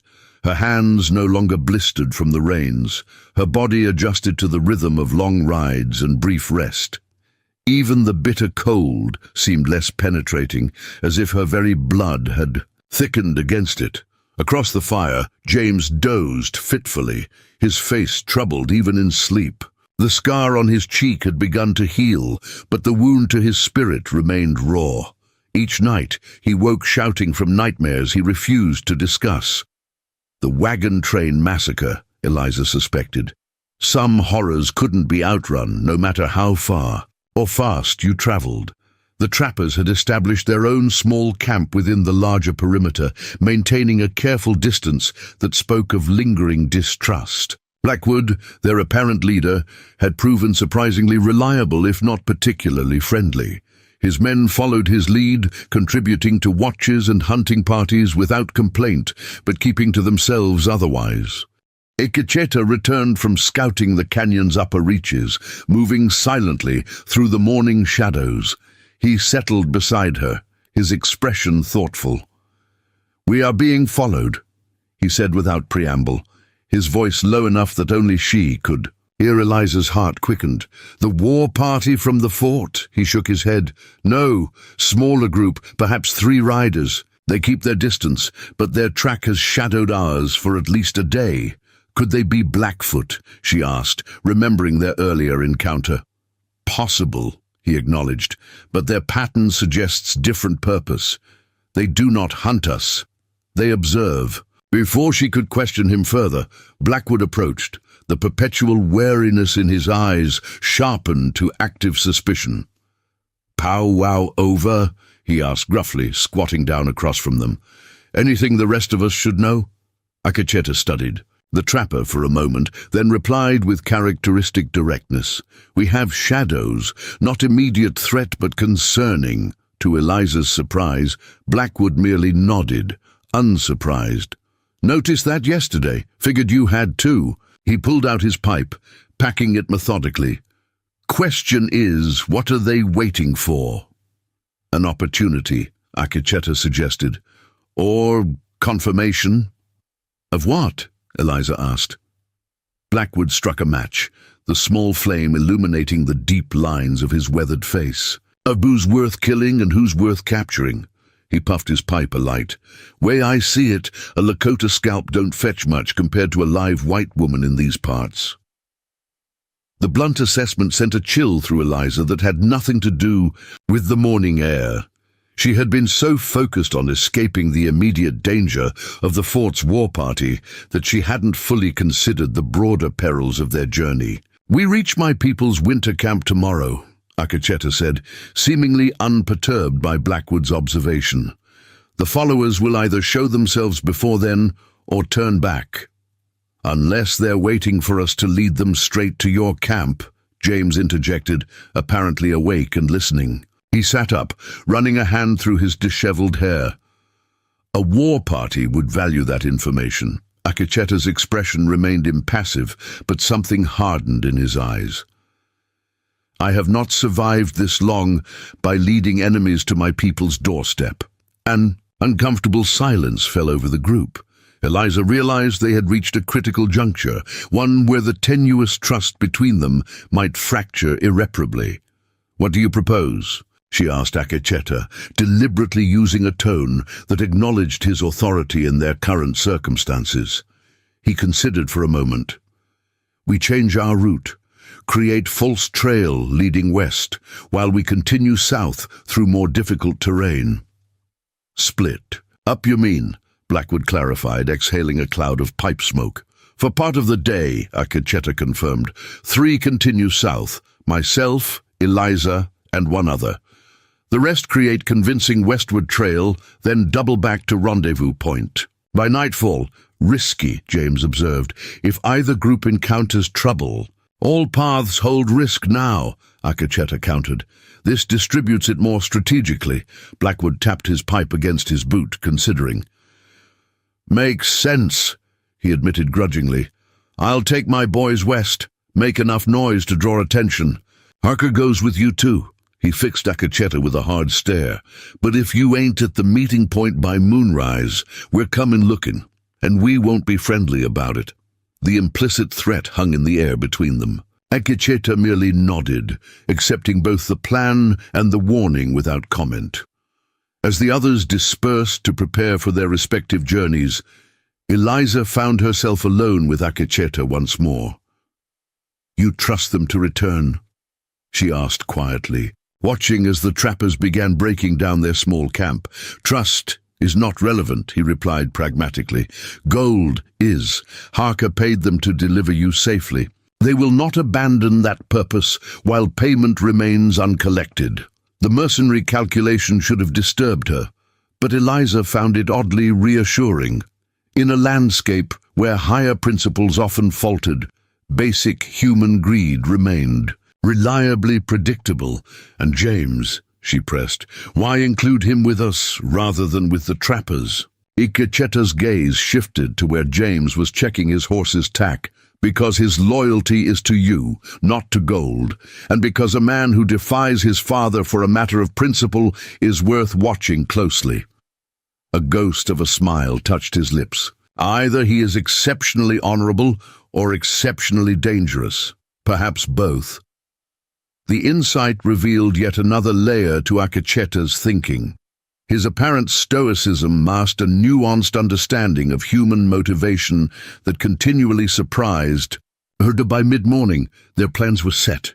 Blackwood and his 3 companions would head west, making an obvious trail that suggested their entire party had changed direction. Meanwhile, Akecheta would lead Eliza and James south through a series of narrow ravines that offered concealment at the cost of more difficult travel. They would rendezvous at moonrise, near a distinctive rock formation Akecheta had described as the Sleeping Bear. As they prepared to separate, Blackwood approached Eliza, removing something from inside his coat. "Take this," he said gruffly, offering her a small Derringer pistol. "It ain't much, but it's better than nothing if things go sideways." The unexpected gesture took her aback. "I don't know how to use it," she admitted. "Point and pull," he replied with a shrug. "Ain't complicated. Just don't point it at anything you don't intend to destroy." He hesitated, then added awkwardly, "My wife had eyes like yours, different colors. Folks called her cursed, but she was the best thing ever happened to me." Before Eliza could respond to this surprising revelation, he turned and walked away, bellowing orders to his men with renewed gruffness, as if to compensate for the moment of vulnerability. With final arrangements confirmed, the 2 groups parted ways. Eliza watched the trappers disappear into the western end of the canyon, their horses kicking up small clouds of dust as they deliberately created an obvious trail. Then she turned to follow Akecheta and James into a narrow cleft in the canyon's southern wall, a passage so discreet she wouldn't have noticed it without guidance. The day that followed tested them in ways the previous journey hadn't. The route. Akecheta chose rarely permitted mounted travel, forcing them to lead their horses through tight passages and across treacherous scree slopes.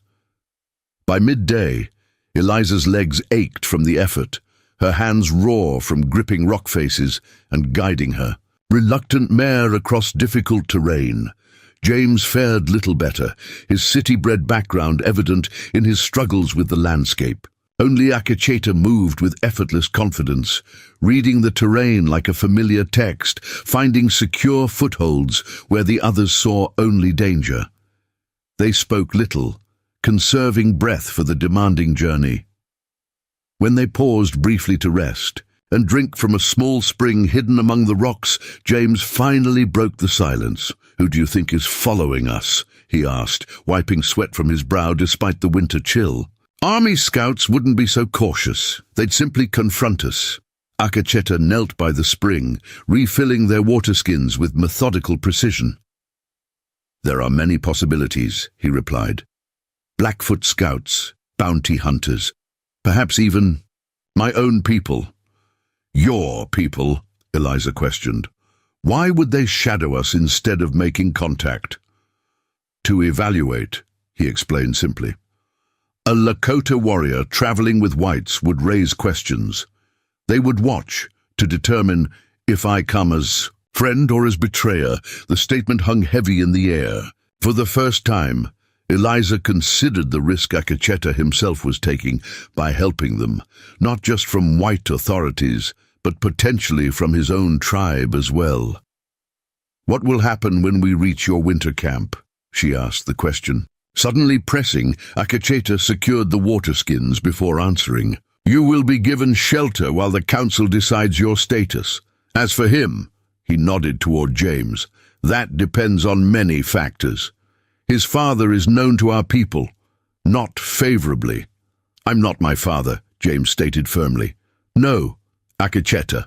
"Agreed," studying him, "but blood ties are not easily dismissed among my people, or yours." They continued their journey as afternoon shadows lengthened across the ravines. Each hour brought them closer to the rendezvous point, yet the terrain grew increasingly challenging. At one particularly narrow passage, they were forced to blindfold the horses to lead them across a natural stone bridge spanning a dizzying drop. Eliza found herself drawing on reserves of strength she hadn't known she possessed. The frontier girl, who had left Boston 6 months earlier with gloved hands and polished boots, would never have recognized the woman who now scrambled across rock faces without hesitation, who drank from mountain springs without concern for propriety, who had learned to read the land's warnings as clearly as any printed text. As twilight descended, Akacheta signaled a halt. They had reached a vantage point overlooking a broad valley. In the distance, Eliza could make out the distinctive rock formation he had described. The Sleeping Bear, a massive outcropping that did indeed resemble a slumbering grizzly when viewed from their position. "The rendezvous point," he confirmed, pointing to a small meadow at the formation's base. "We will reach it by full dark." "Any sign of our shadows?" James asked, scanning the landscape with narrowed eyes. Akacheta shook his head. "Not since midday, but that means little. In this terrain, a skilled tracker can remain hidden while following obvious prey."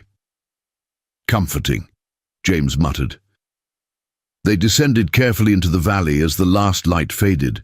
From the sky, stars emerged in brilliant profusion, undimmed by the smoke or lights of civilization. The Sleeping Bear loomed larger as they approached, its massive silhouette darker than the surrounding night. No sign of Blackwood and the others greeted them at the meadow. Akacheta surveyed the area with practiced eyes, then directed them to a sheltered position among fallen boulders at the base of the formation. "We wait," he said simply, unsaddling his horse with practiced efficiency. "They may be delayed by the longer route." James paced restlessly, checking his rifle and pistol with obsessive attention. "Or they've run into trouble," he suggested, "or decided gold isn't worth the risk after all." "They will come," Akacheta stated with quiet certainty. The trapper leader gave his word. He will keep it. Eliza settled against one of the boulders, wrapping her buffalo robe tighter around her shoulders. The night had turned bitterly cold, their elevated position exposing them to winds that cut like knives through even the warmest clothing. Without a fire, they had only body heat and movement to ward off the encroaching chill. As if reading her thoughts, Akacheta produced a small pouch from his saddlebag. "Pemmican," he said, offering her a portion. "Eat slowly. The fat will warm you from within." She accepted gratefully, watching as he shared the remainder with James. The simple act of breaking bread, or in this case pemmican, held a ceremonial quality in such circumstances. Three people from vastly different worlds, sharing sustenance under the vast indifference of the stars. "Tell me about your winter camp," she requested, partly from genuine curiosity and partly to distract herself from the cold and the absence of their companions. Akasheta considered her request, then began speaking in the measured cadence that had become familiar to her.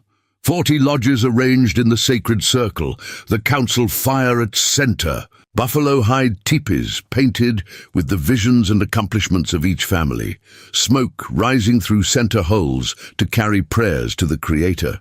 His description painted a vivid picture, not of the savage encampment depicted in lurid penny novels, but of an ordered society with its own beliefs, protocols, and beauty. "Children play stickball games on the packed snow," he continued. "Elders tell winter stories that can only be shared when snow covers the ground. Women work hides and quills, while men repair weapons and plan spring hunts." A distant look entered his eyes. "Life continues, even as the white man's world presses closer each year." "Will they accept me?" Eliza asked softly. "Truly." Akacheta's gaze returned to her face. "There will be suspicion, questions, but many will remember Father Michel, who came as stranger and became ally. Some will see your different-colored eyes as sign from Creator." He paused, then added with rare directness, "I will speak for you. That will matter." The simple statement carried more weight than any elaborate promise. Might have. In the brief time she had known him, Eliza had come to understand that Akacheta's word, once given, was immovable as the mountains themselves. James, who had been listening silently, suddenly tensed. "Someone's coming," he whispered, raising his rifle toward the western approach to the meadow. Akacheta rose in a single fluid motion, moving to a position where he could observe without being easily seen. 3 riders, he confirmed after a moment, moving with purpose, not caution. "Blackwood," Eliza suggested hopefully. "Perhaps." But the Lakota warrior's posture suggested he expected otherwise. As the riders drew closer, their outlines became more distinct against the starlit landscape. 3 figures on horseback, moving at a deliberate pace that suggested neither pursuit nor fear. Not Blackwood and his trappers, who would have approached with the casual confidence of men returning to their own companions. "Stay hidden," Akacheta instructed, retreating to their sheltered position among the boulders. "Let them reveal their purpose first." The riders entered the meadow, stopping about 50 yards from their concealed position. For several long moments nothing happened. Then one of the riders dismounted and stepped forward, hands deliberately held away from weapons. "Akacheta!" a voice called out, speaking in English rather than Lakota. "I know you are watching, brother. We come in peace." Beside her, Eliza felt Akacheta stiffen in recognition. "Chayton," he murmured, surprise evident in his voice. Then, to her and James, "Stay here. He is Lakota, but not from my band." Before either could object, Akacheta stepped out from their shelter, moving into the open meadow with the balanced readiness of a man prepared for either greeting or combat. Eliza and James exchanged glances, then silently shifted position to observe while remaining concealed as instructed. The dismounted rider, Chayton, approached Akacheta slowly. Even at a distance, Eliza could see he was younger than Akacheta, perhaps 30 winters, with the distinctive bearing of a warrior. They spoke briefly in Lakota, then switched to English, presumably for the benefit of Chayton's still-mounted companions. "The council sent us to find you," Chayton was saying. "Rumors reach the camp. A Lakota traveling with whites, including a woman with spirit-touched eyes. Some said you had been captured, others that you had betrayed the people." He shook his head. "I told them neither could be true of Akacheta." "You speak wisely as always," Akecheta replied, clasping the younger man's arm in greeting. The woman was abandoned to die. I found her as the cold was claiming her. The Creator placed her in my path for a purpose not yet fully revealed. Chaitan nodded, accepting this explanation without further question. And the others who travel with you? A young man who defied his people to warn us of danger, and trappers who guide us past the Bluecoats' patrols. The trappers should have arrived before you. A shadow crossed Chaitan's face. We encountered them 2 hours ago. They had been attacked. Eliza's heart clenched. James shifted beside her, his hand tightening on his rifle. Blackfoot? Akecheta asked. Chaitan shook his head grimly. Bluecoats.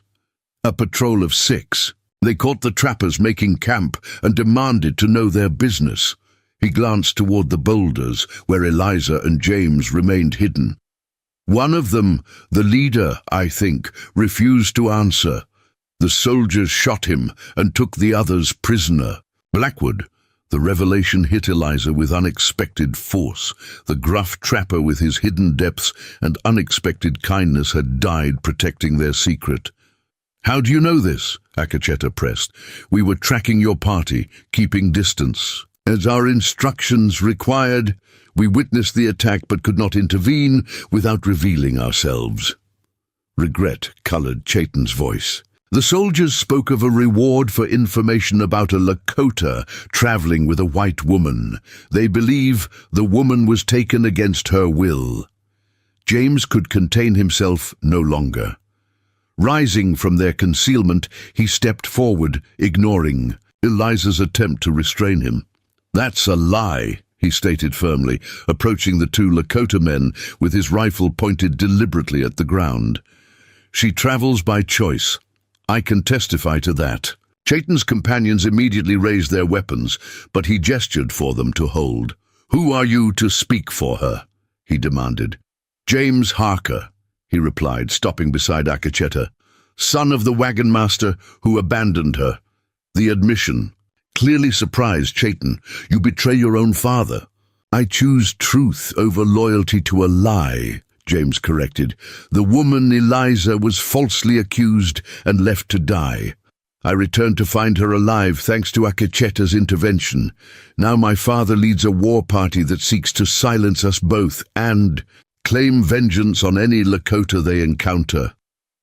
Eliza realized the moment had come for her to reveal herself as well. Rising from the shelter of the boulders, she moved to join the men in the moonlit meadow. Chaitan's companions murmured among themselves as they caught sight of her mismatched eyes, clearly visible even in the dim light. I speak for myself, she stated firmly, finding strength in claiming her own voice after so long being spoken for by others. I owe my life to Akecheta. I travel with him willingly, seeking shelter among his people until this danger passes. She met Chaitan's evaluating gaze directly.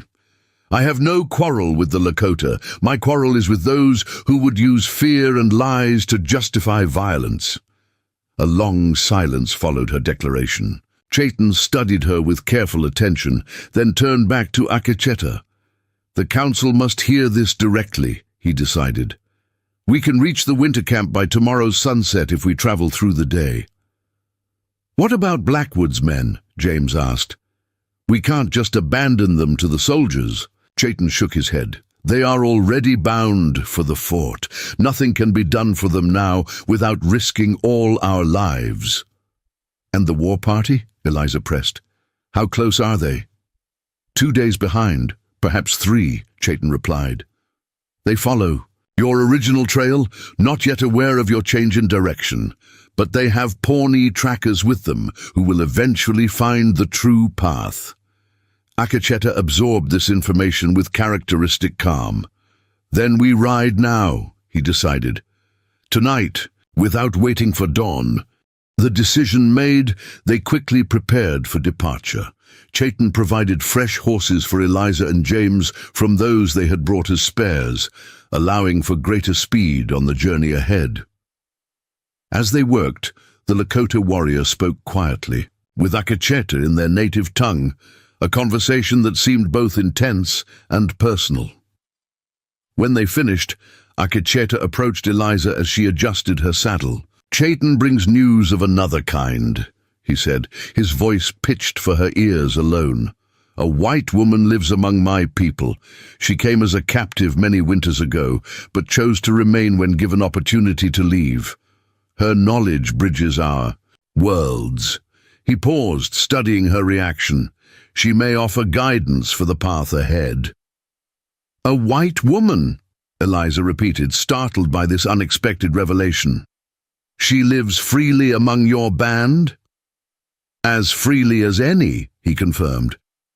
"She is called White Deer Woman now. She has married, borne children. Few remember she was not born Lakota." A rare smile touched his lips. "The boundaries between worlds are more permeable than most believe." The information shifted something fundamental in Eliza's understanding. Not just abstract possibility, but living proof that the path she contemplated, however uncertain, had been walked before. That someone had not only survived the journey between worlds, but had flourished there. As they mounted for the night's ride, Eliza found herself positioned between worlds once again, Akacheta and Chayton leading, James riding behind, the vast wilderness stretching around them in all directions. The ghost town crossroads, where her journey began, seemed a lifetime ago, rather than mere weeks. They rode beneath a sky ablaze with stars, following ancient trails known only to the Lakota. The rhythm of hoofbeats became meditative, allowing Eliza's mind to settle into a state of unusual clarity.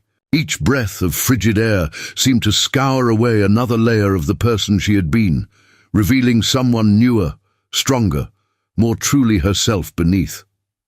She thought of Blackwood, sacrificing himself for people he barely knew. Of Father Michael, building his cabin between worlds. Of the mysterious White Deer Woman who had transformed captivity into chosen belonging. Of James, defying his father for principle. Of Akacheta, walking the warrior's path and the healer's path simultaneously. All of them had stood at crossroads. All had made choices that defied the expectations of their origins. In their stories, Eliza began to glimpse the outlines of her own. Dawn found them crossing a broad plain, the horizon ahead revealing the first hazy shapes of mountain foothills. Somewhere beyond lay the Lakota winter camp, and with it possibilities Eliza had never imagined when she first joined the wagon train's westward journey. "Are you afraid?" James asked quietly, guiding his horse alongside hers as they paused. Briefly to rest the animals, Eliza considered the question seriously. Not afraid, she decided finally, but aware of standing at another crossroads, perhaps the most important one yet. He nodded, understanding in his eyes. "When my father abandoned you, he thought he was delivering judgment. Instead, he delivered opportunity." He glanced ahead to where Akacheta and Chayton conferred over their route, not the opportunity any of us would have chosen, but powerful nonetheless. "To see with different eyes," Eliza murmured, remembering Akacheta's words about her mismatched gaze. "To see what others cannot," James agreed. "Barriers where there might be bridges, enemies where there might be allies." He hesitated, then added softly, "Endings where there might be beginnings." As they resumed their journey, Eliza felt a strange peace settle over her despite the dangers still pursuing them. The path ahead remained uncertain, fraught with challenges. She could only dimly foresee. The winter camp might offer shelter or suspicion. The pursuing war party might find their trail or lose it entirely. The future held no guarantees, but she rode forward with clear purpose, no longer abandoned but chosen. No longer judged, but valued. The ghost town crossroads had not been her ending after all, but rather the beginning of a journey between worlds, a journey that continued with each hoofbeat, carrying her further from what had been and closer to what might yet be. The mismatched eyes that had marked her as cursed among her own people had been recognized as a gift by another. The abandonment meant to be her destruction had become the catalyst for her transformation, and the Lakota warrior who had found her dying in the snow had become not just her rescuer, but her guide to possibilities that existed in the spaces between worlds, possibilities as vast and unexplored as the frontier itself. Up next, you've got two more standout stories right on your screen. If this one hit the mark, you won't want to pass these up. Just click and check them out, and don't forget to subscribe and turn on the notification bell so you don't miss any upload from us.